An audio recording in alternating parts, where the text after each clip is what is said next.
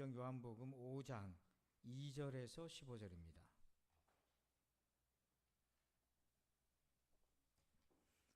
요한복음 5장 2절에서 15절 말씀을 교독하겠습니다. 화면을 참고해 주시기를 바랍니다.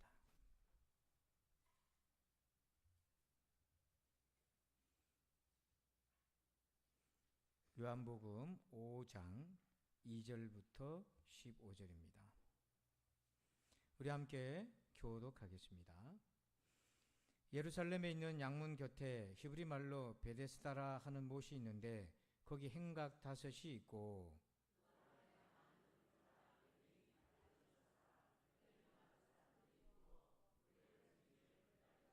이는 천사가 가끔 못에 데려와 물을 움직이게 하는데 움직인 후에 먼저 들어가는 자는 어떤 병에 걸렸든지 낫게 되밀어라.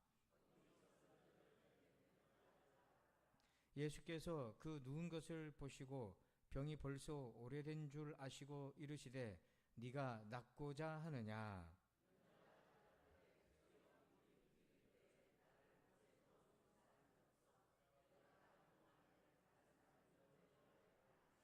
예수께서 이르시되 일어나 내 자리를 들고 걸어가라 하시니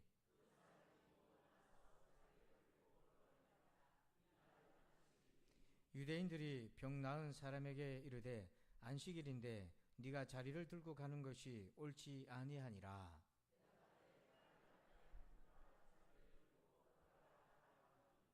그들이 묻되 너희에게 자리를 들고 걸어가라 한 사람이 누구냐 하되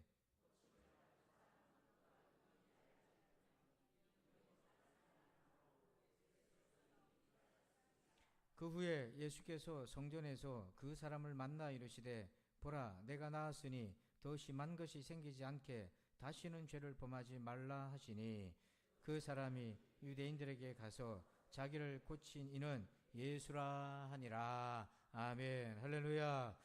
자, 오늘 책의 사람 7번째 베데스다를 탈출하라는 제목으로 함께 은혜를 나눕니다. 목사로서 목회하면서 제일 보람된 순간이 어떤 순간이냐면 지나가는 사람들이 아는 사람들이 누구를 알면서 그 사람이 교회 다니면서 사람이 많이 바뀌었다 하는 그런 얘기를 듣는 순간입니다.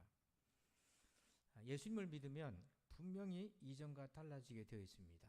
믿습니까? 분명히 달라지게 되어 있어요. 그 변화의 폭은 사람마다 다릅니다. 어떤 사람은 단기간에 많이 변화된 사람도 있고 어떤 사람은 천천히 변화된 사람도 있습니다. 그러나 분명한 것은 변화가 일어난다고 하는 거죠. 근데 만약에 내 신앙생활에 우리 각자가 볼 때 그렇게 큰 변화가 없다면 신앙생활에 뭔가 바꿔야 될 부분이 있다는 겁니다. 자, 오늘 우리가 예수님처럼 변화되어 가려면 어떻게 해야 되겠습니까? 그 답은 베데스다에서 벗어나야 됩니다. 자, 베데스다는 무엇인가요? 우리 5절을 같이 한번 읽어보겠습니다. 시작. 거기 38해 된 병자가 있더라. 이 사람은 38년간 동일한 질병으로 고통 중에 있습니다. 근데 왜 38년인가 하필? 학자들은 어떤 얘기를 하냐면 이스라엘이 출애굽한 지 2년이 지나서 모세가 미단 광야에서 이제 가나안 땅으로 정탐꾼을 보내게 됩니다. 근데 그 정탐꾼이 돌아와서 그 땅을 악평을 해요. 그래서 모든 백성들이 하나님을 원망합니다. 그래서 하나님이 진노하여 이스라엘에게 벌을 줍니다. 그때부터 하루를 계산해서 1년을 계산해 가지고 40년 광야를 방황하게 만들어요. 그래서 실제로 방황을 시작한 것은 38년간이에요. 그러나 총 출애굽한 기간을 보면 40년이 됩니다. 이것처럼 지금 이 사람의 38년이라는 것은 불순종한 이스라엘의 38년을 의미한다고 말하는 자도 있습니다. 그런데 중요한 것은 뭐냐면 이 지난 38년 동안에 이 사람에게는 아무런 변화가 없었다는 겁니다. 이 병은 그대로 고스란히 남아 있었던 거죠. 근데 이 사람의 문제를 여러분 단지 질병의 문제로 보지 않기를 바랍니다. 질병의 치유의 문제로 보지 말고 나중에 나오는데 이 사람의 문제는 죄와 관련된 문제입니다. 그러니까 이 사람은 지난 38년 동안에 죄 속에 살았고 그런 삶은 바뀌지 않았다는 걸 얘기하고 있는 거죠. 많은 사람들이 변화를 원합니다. 자기도 변화를 원하고 서로가 변화가 있기를 원합니다. 하지만 실제로 변화를 경험하는 사람은 그리 많지 않습니다. 그 이유가 뭡니까? 다 베데스다에 갇혀 있기 때문에 그렇습니다. 지금 베데스다는 예루살렘 근처에 있는 양의 문이라는 근처에 있는 연못입니다. 그곳에는 행각이 있는데요. 사람들이 그곳에 모여서 고침받기를 원하는 것입니다. 자, 그런데 그 베데스다는 우리가 오늘 해석해보고 적용해보면 변화없는 신앙생활의 모습을 가르쳐줘요. 자, 그래서 이 베데스다는 세 가지 문제가 있습니다. 우리가 신앙생활에 변화가 없는 부분은 이 베데스다를 통해 세 가지 부분을 우리가 확인할 수 있는데요. 첫 번째는 왜 바뀌지 않나? 베데스다에 뭐가 문제가 있나? 첫 번째는 잘못된 방식으로 신앙생활을 하고 있기 때문입니다. 자, 3절을 같이 한번 읽어볼까요? 같이 읽어봅시다. 시작. 그 안에 많은 병자, 맹인, 다리 저는 사람, 혈기 마른 사람들이 누워 물의 움직임을 기다리니. 아멘. 자, 이거 보니까 연못에 물이 움직일 때에 맨 먼저 들어가면 고침받는다라고 하는 신념으로 그곳에서 지난 38년간을 기다리고 있었어요. 이 자체가 잘못된 것입니다. 지난 38년 동안 이런 일은 자기에게 일어나지 않았습니다. 더군다나 이 사람은 자기 힘으로 걸어갈 수가 없는 사람이에요. 그런데 그 자리에 계속 머물고 있는 것입니다. 누군가가 자기를 적극적으로 나서서 도와줘야 되는데 도와줘도 그런 일은 일어나기 힘든데 그런데도 불구하고 계속 그 자리에 38년 동안 있다고 하는 거죠. 여러분, 변화가 일어날 수 없는 방식으로 신앙생활을 아무리 몇십 년을 해도 소용이 없습니다. 이걸 빨리 점검해 봐야 돼요. 그래서 아인슈타인은 이런 얘기를 했습니다. 같은 방식을 반복하면서 다른 결과를 기대하는 것은 미친 짓이다, 이런 얘기를 했어요. 아인슈타인이 하나의 발명과 발견을 성공시키기 위해서 얼마나 많은 노력을 했겠습니까? 그때마다 실험이 실패할 때마다 같은 방식으로 하지 않았어요. 방식을 바꾸고 또 바꾸고 바꿔서 어느 순간인가 돌파하게 된 것처럼 오늘 우리도 내가 지금 이런 패턴으로 신앙생활을 해온다면, 그래서 내가 변화가 없다면 이 잘못된 신앙 방식을 고집하지 말아야 된다는 거죠. 두 번째는 뭐냐면 벗어나야 될 베데스다는 영적 무지를 뜻해요. 자, 4절에 보면 이는 천사가 가끔 못에 내려와 물을 움직이게 하는데 움직인 후에 먼저 들어가는 자는 어떤 병에 걸렸든지 낫게 되미로라. 여러분, 이런 황당한 미신을 믿고 있는 거예요. 이게 영적 무지입니다. 자세히 보면 천사가 가끔 내려온다고 그래요. 가끔 내려와가지고 물을 움직이면 맨 먼저 물속에 흔들리는 그 순간에 뛰어들어가는 사람은 무슨 병에 걸려도 고침받는다는 거잖아요. 이게 하나님의 속성과 맞는 얘기입니까? 이게 신구약의 말씀을 조명해 볼 때 이게 지금 부합하는 그런 내용입니까? 그것도 맨 먼저 들어가야 된다잖아요. 경쟁에서 이겨야 되는 거예요. 이 세상은 1등만 하는 그런 세상이라 할지라도 하나님의 나라의 1등이 웬 말입니까? 하나님은 꼴찌에게도 은혜를 주시는데요. 그래서 경쟁에서 승리한 자에게 복을 주시는 하나님이 맞나? 속도가 능력인가? 맨 먼저 뛰어들어가는 속도가 능력인가? 여러분, 옛날 구약시대 때 나아만이요, 아람 군대 장관으로서 나병이 걸렸습니다. 백약이 무효였습니다. 이스라엘의 포로로 끌려온 여종이 이스라엘에 있는 선지자에게 가면 나을 수 있다고 알려줘요. 그래서 찾아갑니다. 온갖 예물을 가지고 찾아갔는데 그 선지자가 뭐라고 얘기합니까? 요단강에 가서 몸을 7번 담그라고. 그래서 요단강을 갔습니다. 가봤더니 흙탕물이에요. 그래서 이 나아만이 화가 나서 자기 집으로 되돌아가고자 합니다. 왜냐하면 내가 사는 동네에 이보다 깨끗한 물이 없는 줄 알나? 이게 무슨 황당한 얘기인가? 자, 여러분, 문제는 물이 아닙니다. 요단강의 수질이 아니고 또 지금 이 베데스다 연못에 있는 어떤 치유적인 화학적 성분이 아닌 거죠. 믿음을 보는 거지 않습니까? 그런데 오늘 이 사건에는 무슨 믿음을 볼 수 있습니까? 속도만 있고 경쟁만 있는 거지 거기에 하나님에 대한 무슨 믿음이 있는 거죠? 이런 하나님과 무관한 가르침, 신구약의 복음의 메시지랑 동떨어져 있는 가르침, 이런 것에 우리가 영적으로 매달려서 무지한 신앙생활을 하고 있다면 이 영적 무지 베데스다에서 벗어나야 됩니다. 그래서 오늘 우리 각자가 내의 신념인지 성경을 기초로 한 믿음인지를 잘 분별해야 돼요. 세 번째 벗어나야 될 베데스다는요, 지식으로는 해결이 안 됩니다. 자, 4절 말씀 볼까요? 4절에 보면 이런 천사가 가끔 못에 내려와 물을 움직이게 하는데 이렇게 되어 있는데요. 이 물이 무엇을 의미합니까? 성경에서 나오는 물은요, 그냥 우리가 말하는 물이 아니라 율법에 정결케 하는 법이 있어요. 그걸 정결법이라고 합니다. 그래서 손과 발을 씻어요. 목욕도 합니다. 이 그냥 몸을 깨끗하게 하는 것이 아니라 하나님 앞에 우리 자신을 거룩하게 하게 하는 율법의 일환으로서 이걸 하는 거죠. 그래서 학자들은 뭐라고 이걸 풀이하냐면 천사가 내려와서 물을 움직이게 했다. 이 물은 정결법, 율법을 의미한다고 봅니다. 자, 그런데 구약 율법 하면 율법 그러면 어렵게 달리는데 그냥 말씀으로라고 이해를 하셔도 돼요. 자, 그런데 그런 말씀을 안다고 변화가 일어나나? 물론 말씀을 알면 변화가 일어날 수 있는 여건은 만들어져요. 그렇지만 저도 여러분도 같이 경험하는 것이 있어요. 말씀을 듣고 있다고 해서 변화가 일어날까? 그렇게 잘 일어날까? 히브리서 5장 12절에 보면 때가 오래되었으므로, 믿은 지 오래됐다는 얘기예요. 때가 오래되었으므로 너희가 마땅히 선생이 되었을 터인데, 선생은 많은 것을 아는 자가 아닙니다. 아는 만큼 성숙해져 있다는 걸 얘기해 주고 있는 거죠. 그래서 오늘 신자들이 믿은 지 오래되었는데 때가 이르면 선생이 되었어야 되는데 지금 어떻습니까? 여전히 어린아이같이 행동하고 있다는 거죠. 이게 뭐예요? 말씀의 문제인가요? 그렇지 않습니다. 지식으로만 되지 않는 우리 안에 뭔가가 있어요. 그게 뭐냐면 완악함이라고 얘기해요. 고집입니다. 여러분 1980년대에 미국의 대통령 이름하고 똑같은 할아버지 한 사람이 있었어요. 해리 랜달 트루먼이라는 분이 있었습니다. 이 사람은 이 워싱턴주의 세인트 헬렌스 산 자락에 오두막을 짓고 살았어요. 그래서 지금 사진에 보이는 저분이 트루먼 할아버지인데 그 뒤에 설산이 하나 보일 겁니다. 그 산에 이제 지질학자들이 화산이 폭발할 위기에 놓여져 있다.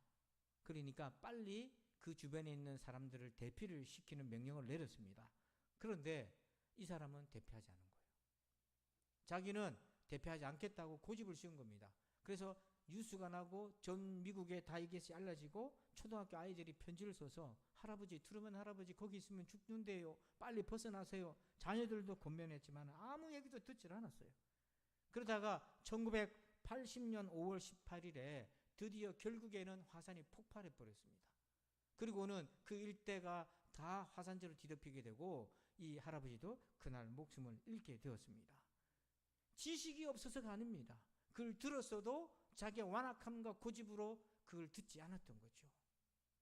이런 영적인 완고함과 고집이 우리 안에 있는 거예요. 그래서 왜 변화가 일어나지 않았나? 지난 38년간 베데스다에 갇혀 있었던 겁니다. 잘못된 방식, 영적인 무지, 지식으로 되지 않는 완고함에 매여서 더 이상 변화가 없었던 거죠. 여러분 혹시 나는 오늘 이 베데스다에 갇혀 있는 것은 아닌가? 어떻게 해야 그러면 나는 이 베데스다를 탈출해서 변화가 있는 인생이 되겠나? 여러분 오늘 예수님이 말씀에서 세 가지 메시지를 주십니다. 자, 첫 번째는요. 1번 제목을 봅시다. 시작. 질문을 바꾸라. 질문을 바꿔야 됩니다. 자, 6절 말씀을 같이 한번 읽을게요. 시작. 예수께서 그 누운 것을 보시고 병이 벌써 오래된 줄 아시고 이르시되 네가 낫고자 하느냐? 예수님이 그 병자에게 물었어요. 네가 낫고자 하느냐? 그런데 우리는 이 말씀을 좀 제대로 알아들어야 돼요. 예수님이 네가 낫고자 하느냐라고 물었을 때는 어떤 말씀이었냐면 용서받고자 하느냐 이 말씀이었어요.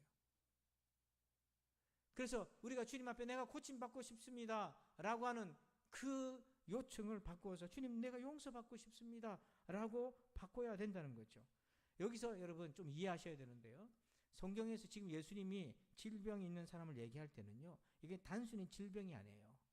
그걸 통해서 죄와 연결되는 걸 보여주십니다.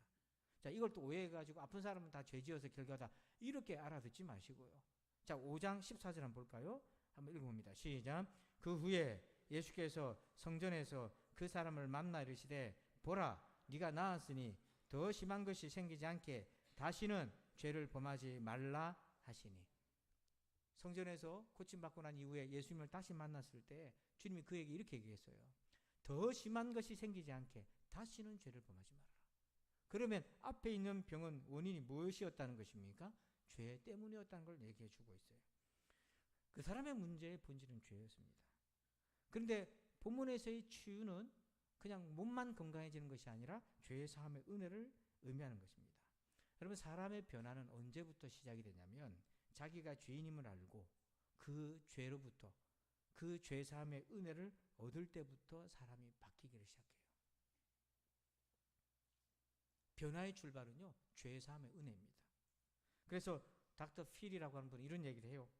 자신의 문제를 인정하지 않는 한 변화는 없다.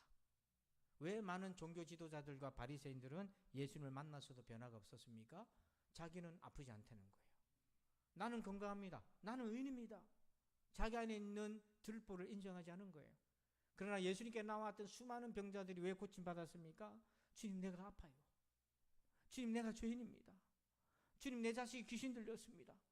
자기의 부끄러운 것을 고백하고 인정했기 때문에 그때부터 그에게 변화가 일어났던 것입니다. 두 번째는요, 어떻게 베데스다를 벗어납니까? 누가 필요한가를 아셔야 됩니다. 자, 7절 말씀 봅시다. 이 사람이 변화되지 않은 이유가 있어요. 병자가 대답하되 주여, 물이 움직일 때 나를 못에 넣어주는 사람이 없어 내가 가는 동안에 다른 사람이 먼저 내려가나이다. 이 사람이 38년 동안 고침받지 못한 이유가 뭐라고 되어 있습니까? 다른 사람 탓을 하고 있어요. 나를 못에 넣어주는 사람이 없어서 내가 지금 이렇게 있습니다.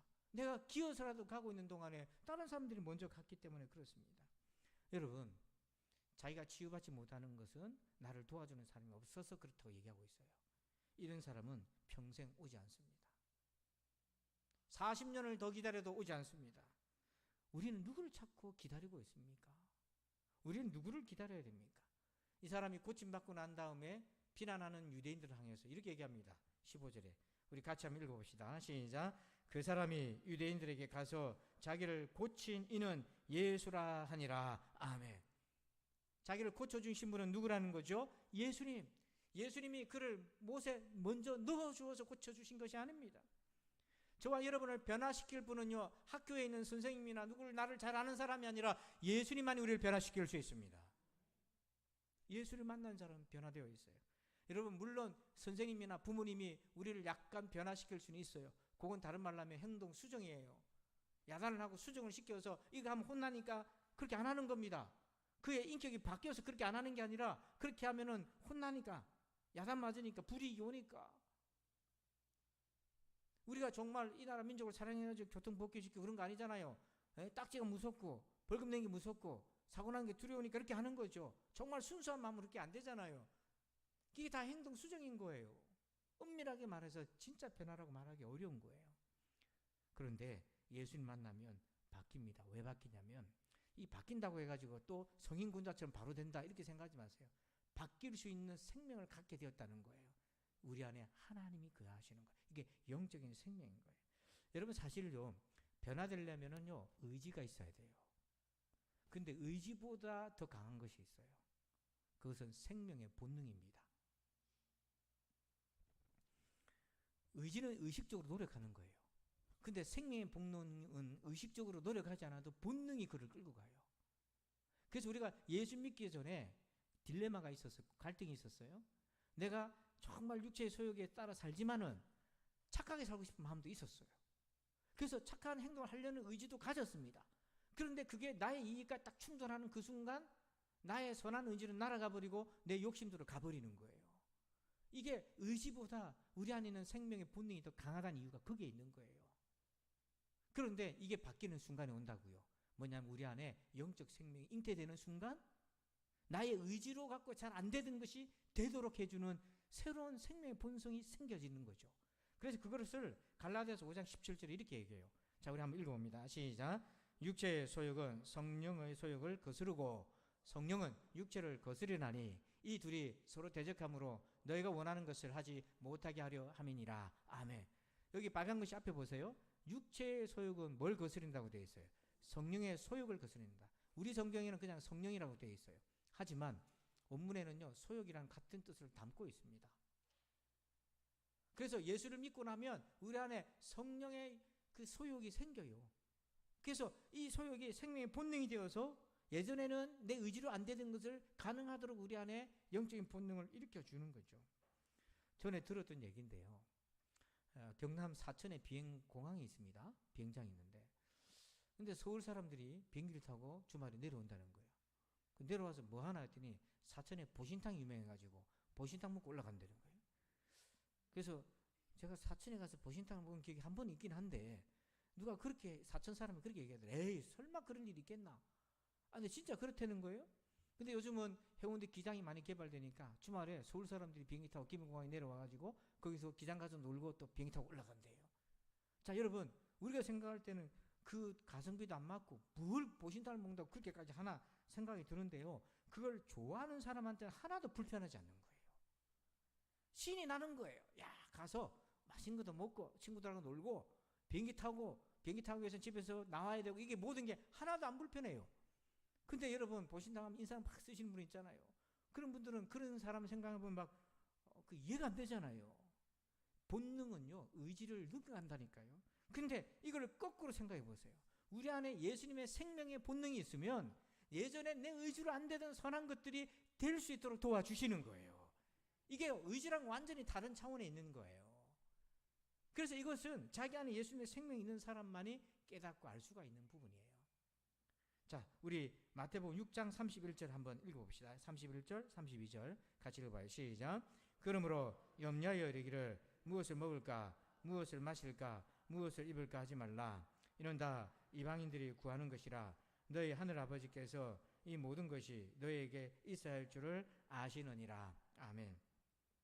찬양대원들은 더우면 벗으세요. 네, 힘들어하지 말고. 여기 보면 우리도 예전에 예수 믿기 전에는요 궁극적인 목적이 뭐냐면 뭘 먹을까 입을까 마실까 이게 뭡니까? 이 땅에서 어떻게 하면 걱정 없이 살까? 이것이 우리의 궁극적인 목적이 되었어요. 그리고 한편으로는 내 의지를 가지고 선한 것을 하려고 기부하고 살려고 합니다. 그런데 이 둘이 충돌하면 여지없이 우리는 육체의 본성으로 가게 되어 있어요. 자, 그리고 하나님이 우리에게 이것이 필요 없다라고 알고 계신 게 아니라 필요하다고 알고 계셔요. 32절 끝에 보면 이 모든 것이 너에게 있어야 할 줄 하나님이 아신다고 돼 있어요. 그런데 왜 이 말씀을 하셨나? 이거를 궁극적인 목적으로 세우지 말라는 얘기예요. 자, 우리 33절 같이 한번 읽어봅니다. 시작. 그런즉 너희는 먼저 그의 나라와 그의 의를 구하라. 그리하면 이 모든 것을 너희에게 더하시리라. 아멘. 여기 보니까 먼저, 예전에는 먼저 구했던 것이 다른 것이 있었는데 지금은 그게 바뀌었어요. 우선순위가 바뀌었어요. 왜냐하면 하나님의 나라와 그 의가 내게 더 중요한 것으로 되어 있는 거죠. 왜 이렇습니까? 내 안에 하나님의 생명이 있기 때문에 그런 것입니다. 그래서 이전에는 그걸 목적으로 살았다면, 무엇을 먹고 입을까, 어떻게 하면 걱정 없이 노후를 살까, 이것이 목적이었다면 그게 필요하죠. 필요한데 이제 나의 삶의 목적은 그걸 넘어서서 하나님의 나라의 복음을 위해서 사는 인생으로 바뀌어지는 거죠. 자, 여기서 이게 우리가 무슨 세련된 노력이나 고상한 노력이나 고도의 훈련을 받아야만 이 먼저 그의 나라와 그의 의를 구하는 게 아니라는 거예요. 내가 예수님을 만나고 내 안에 예수님이 계시면 이게 그런 마음이 생겨지는 거예요. 그 얘기를 드리고 싶은 거예요. 이게 생명의 능력이에요. 교회는요 신앙생활을 하려면 예배도 드리지만 봉사도 해야 되잖아요. 아침부터 일찍 나와서 밥을 준비하고 찬양대 연습을 하고 교사를 하고 안내를 보고 또 여러 가지 봉사를 하고 이렇게 수고를 합니다. 남들은요 힘들어서도 안 하고 귀찮아서도 안 하는 거예요. 그런데 우리는 매주 이것을 하고 있습니다. 어쩌다 한 번씩 하는 것이 아니라 여러분 평생 신앙생활 하면서 계속 해오고 있습니다. 물론 우리도 힘들고 귀찮을 때도 있지만 그때보다 감사하고 기쁜 마음이 더 많은 것은 우리 안에 예수 그리스도의 생명이 있기 때문에 남들은 귀찮아서도 안 하고 남들이 힘들어서도 안 하는 일을 찾아가면서 할 수 있는 이유가 바로 주님의 생명이 우리 안에 있기 때문에 그렇습니다. 저는 이것이 여러분에게 아멘이 되시길 바랍니다. 우리도요 은혜가 식어져 버리면 또 돌아갑니다. 다 귀찮고 힘들어요. 그래서 은혜가 아니면 신앙생활하기 어려운 거예요. 마지막 세 번째입니다. 3번째 읽어봅시다. 시작. 사람의 말이 아닌 복음의 말씀을 들으라. 지난 38년 동안 이 사람이 변화되지 못했던 이 사람이요 단 한순간에 바뀝니다. 바로 예수님의 말씀을 듣고 순종하는 그 순간 바뀝니다. 지난 38년간 율법을 들었지만 변화가 없었어요. 그런데 놀랍게도 예수님의 말씀을 듣고 순종하는 그 순간 변화가 갑작스럽게 그에게 일어났습니다. 자, 주님이 그에게 뭐라고 말씀하셨는지 한번 볼까요? 요한복음 5장 8절입니다. 같이 읽어봐요. 시작.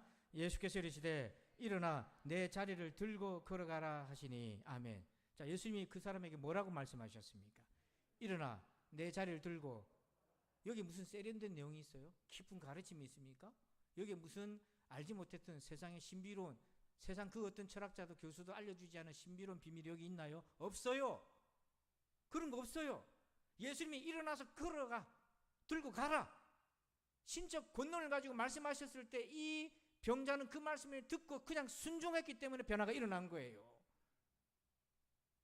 우리가 신앙생활을 들었던 말씀이 세상에서는 알 수 없는 그런 놀라운 진귀한 가르침, 새로운 가르침, 그래서 내 생각에서 설득이 되어서 순종하는 것이 아니라 예수님을 인정하는 그 믿음에서 순종해 보시길 바랍니다. 예수님 만나 변화된 사람들에게 주님이 그 어떤 세련된 설교라고 워크숍이라고 세미나를 했습니까? 그런 거 안 하셨어요. 누구나 다 알아들을 수 있는 평범한 말씀을 하셨어요. 근데 만약에 이 사람이 예수님의 말씀에 귀가 아니라 사람들의 말에 귀를 기울였더라면 그는 38년을 지나 39년째 변화되지 않은 삶을 살게 되었을 겁니다. 사람들이 뭐라고 얘기했는지 볼까요? 10절 말씀 같이 한번 읽어봅시다. 시작. 유대인들이 병 나은 사람에게 이르되 안식일인데 네가 자리를 들고 가는 것이 옳지 아니하리라. 이 사람들은 안식일인데 뭐 하지 말라고요? 자리 들고 가지 마라. 다른 말로 하면 예수님 말씀 듣지 마라, 그 얘기잖아요. 만약 이 사람이 유대인들의 말, 율법학자들의 말을 들었고 안식일이라는 이유 때문에 예수님이 그렇게 얘기하셨어도 안 일어나고 순종 안 하고 그 자리에 앉아 있었다면 38년, 39년, 40년 계속해서 그는 그 자리에 머물게 되었을 것입니다. 즉 율법이 치유를, 구원을 방해하고 있는 거예요. 안식일을 지키라는 말씀은 하나의 말씀인데 어떻게 지킬까에 대해서 사람들이 규례를 만들었어요. 인간적 가르침을 덧붙였어요.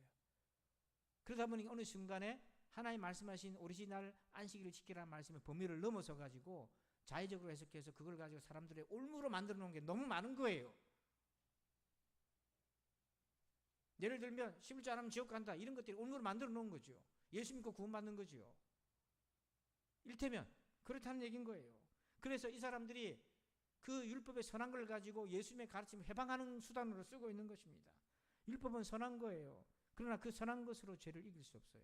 왜냐하면 죄는 선한 것을 악용하거든요. 법을 잘 아는 사람들이 뭐합니까? 법의 허점들을 이용합니다. 죄를 물리치는 것은 오직 예수님과 주님의 말씀 복음밖에는 없는 거예요. 왜냐하면 그 말씀은 우리의 영혼 안에 있는 골수와 관절 속에 숨어있는 죄를 드러내어서 회개를 일으키고 새 사람 되게 만들어주신 능력이 예수님의 십자가의 복음에는 있기 때문에 그렇습니다. 그래서 오늘 저와 여러분은 말씀을 듣기만 하지 말고 순종해서 복음의 능력을 체험하시기를 축원합니다. 그리스도의 영이라고 하는 책에 앤드류 모레이 목사님 그런 얘기를 해요. 사람들의 변화가 일어나려면 이 얘기를 합니다. 말씀을 씨로 비유합니다. 그리고 이 씨가 다 자라면 이제 사과처럼 열매가 돼요. 그 열매를 변화라고 얘기할 수 있어요. 말씀은 씨입니다. 근데 대부분의 많은 사람들이 말씀을 받았는데 여전히 씨로만 가지고 있는 사람들이 너무 많다는 거예요. 여러분, 이 씨가 열매가 바뀌려면, 열매로 변화되려면 어떻게 해야 됩니까? 예? 물도 주고 햇빛도 보고 영양분도 주어서 성장해야 되잖아요. 그 성장은 뭐냐면 결국 우리가 그 말씀을 믿음으로 순종할 때에 씨가 열매로 바뀌어진다는 거예요. 그런데 씨를 가지고 있는 상태, 우리가 지난날에 말씀의 씨를 얼마나 많이 마음에 뿌렸습니까? 들었습니까? 근데 그 씨들이 다 어디로 갔습니까? 상당수가 썩어 부패 없어져 버린 경우가 너무 많은 거예요. 왜냐하면 그 말씀의 씨를 받았을 때 내가 믿음으로 순종하면 그것이 열매로 나타나게 되는데, 그래서 변화된 모습으로 내가 확인할 수 있는데 그것을 우리가 하지 않고 있기 때문에 그래요. 여러분, 순종은요 의지가 아니에요. 순종이라는 단어를 뒤집어 보면 믿음이라는 단어입니다. 그게 믿는 사람은 순종하게 돼 있어요. 믿는 사람은 순종하게 돼 있습니다. 우리가 예수 믿고 변화되어 가고 있는지 우리 자신을 잘 돌아봅시다. 변화가 없거나 너무 더디다면 나도 베데스다에 갇혀 있을 확률이 많아요. 잘못된 방식의 신앙생활, 영적인 무지, 자기 고집에 자꾸만 빠져서 변화가 일어나지 않는다면 베데스다를 벗어나야 돼요. 우리가 어떻게 베데스다를 탈출합니까? 세 가지를 기억하시기 바랍니다. 첫 번째, 질문을 바꾸세요. 낫고자 하느냐가 아니라 죄의 사함을 받고자 하느냐. 두 번째, 물에 넣어줄 사람이 아닌 예수 그리스도, 나를 대신하여 십자가에 죽으실 주님을 기다리시길 바랍니다. 세 번째, 율법이 아닌 사람의 가르침이 아닌 예수님의 복음에 순종하시길 바랍니다. 그리할진대 우리 모두가 베데스다를 탈출하여 이제는 38년으로 끝내는 은혜가 있기를 주의 이름으로 축원합니다. 아버지 하나님 감사합니다. 변화없는 지난날의 38년이 또 한 해로 이어지지 않게 하여 주시옵소서. 오늘 여기에서 끝내게 도와주시옵소서. 그래서 아버지 하나님 베데스다를 탈출하여 오직 예수 그리스도로 살아가는 우리가 되게 하여 주옵소서. 감사하며 예수님의 이름으로 기도하옵나이다. 아멘. 우리 다 함께 자리에 일어나시겠습니다. 사명선언문을 함께 우리 선포하겠습니다. 사명선언문. 내가 주께로 이웃을 주께로. 아멘. 2023년 주제 마음을 깨끗하게. 아멘. 앞뒤 좌우로 서로 인사합시다. 베데스다를 탈출합시다. 인사합시다. 아멘. 우리 예수로 사네 같이 찬양 드립시다.